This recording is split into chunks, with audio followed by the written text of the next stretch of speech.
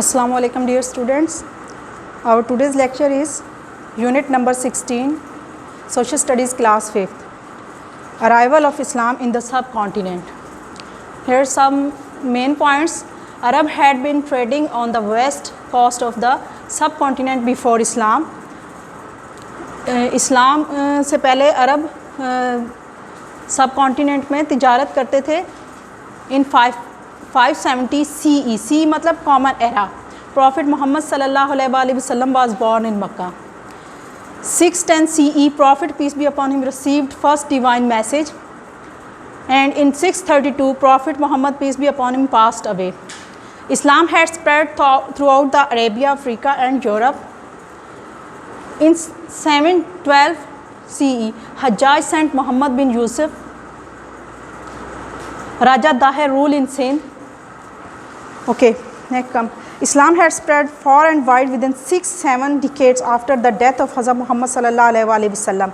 It had reached the north shores of Egypt, in Africa, Spain, Europe, Central Asia and Iran. آپ صلی اللہ علیہ وسلم کی وفات سے پہلے عرب بر صغیر میں تجارت کرتے تھے، اور آپ صلی اللہ علیہ وسلم کی وفات کے بعد اسلام بہت تیزی سے اگلے 10 سالوں میں بہت تیزی سے پھیلا یورپ، افریقہ، ایشیا اور شمالی امریکہ میں.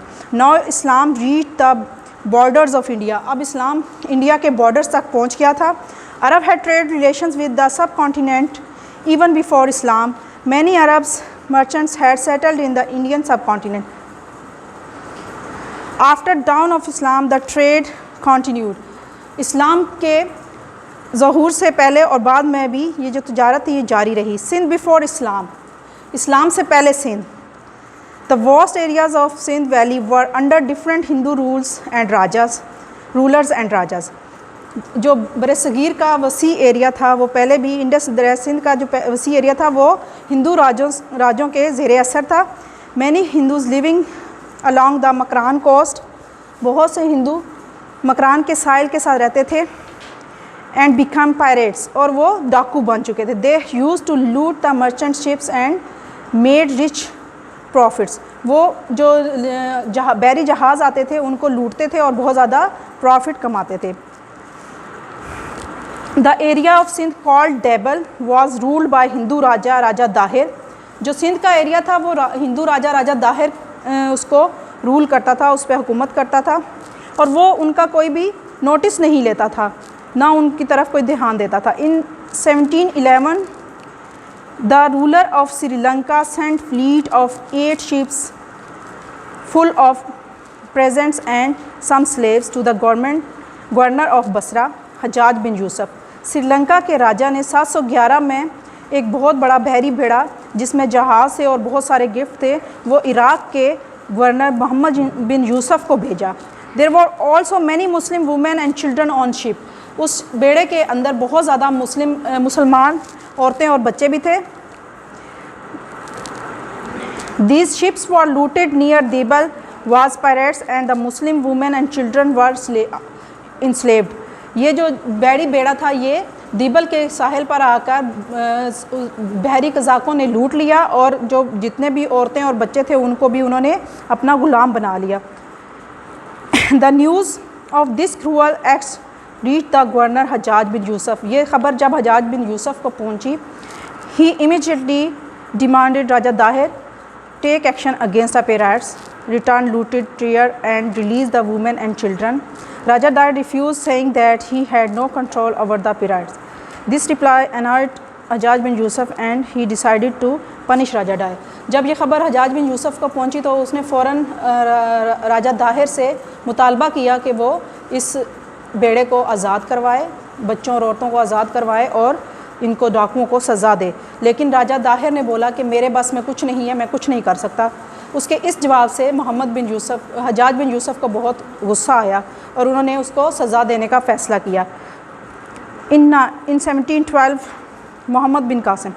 Governor Hajjaj bin Yusuf sent an army in 1712 AD to punish the pirates under the command of Muhammad bin Qasim, who was his nephew and son-in-law. Muhammad bin Qasim was only 17 at the time but already a very capable general.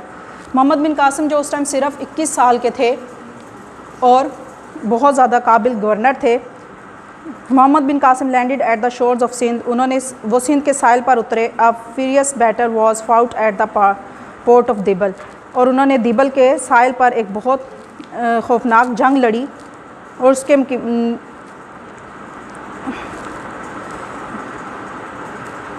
Raja Dahir was defeated and killed. اس کے مقابلے میں یہ ہوا کہ راجہ داہر کو شکست ہوئی اور وہ مارا گیا. The whole area was conquered by the Muslim soldiers.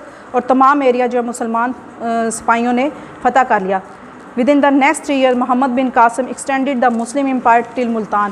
اور اس سے اگلے سالوں میں 3 سالوں میں محمد بن قاسم نے اپنی امپائر کو ملتان تک وسیع کیا. Muslim empire under Muhammad bin Qasim 1712 to 1715 AD. Muhammad bin Qasim stayed in India for only 3 years. وہ صرف 3 سال تک انڈیا میں رہا. become a very popular ruler. وہ بہت ایک مشہور بادشاہ بنا. he treated Hindus and Buddhists very kindly. انہوں نے ہندو کو اور بدھسٹ کو بہت زیادہ مہربانی کے ساتھ ان کے ساتھ سلوک کیا. he were allowed to keep their religion and worship their gods. No one was forced to change their religion and except اسلام. کسی کو بھی فورس نہیں کیا گیا کہ اسلام قبول کرو. سب کو اپنے مذہب کی پوجا کرنے کی اجازت تھی. he spoke their language and used their coins. people became very fond of him. لوگ اس کے بہت زیادہ اس کے دل دادا ہو گئے تھے. due to his polite treatment Islam established strong roots in the Indian subcontinent. بر صغیر میں اس کے نرم اور مہربانہ رویے کی وجہ سے اسلام بہت تیزی سے پھیلا اور اس کی جڑیں مضبوط ہو گئیں. محمد bin Qasim was called back in 715 AD.